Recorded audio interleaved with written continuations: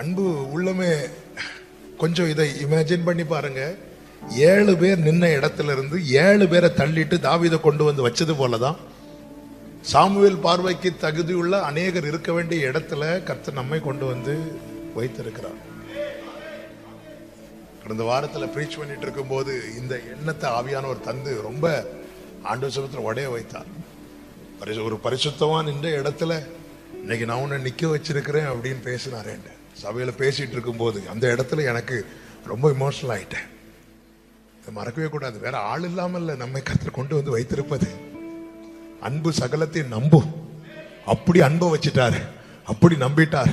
வேலனை தந்து, கிருபையை தந்து, ரட்சிப்பை தந்து, நல்ல சபையை தந்து, நம்ம காதுல மறுபடியும் சில சத்தங்களை கேட்க வைத்து கொண்டிருக்கிறதுல எதுக்கு தெரியுமா?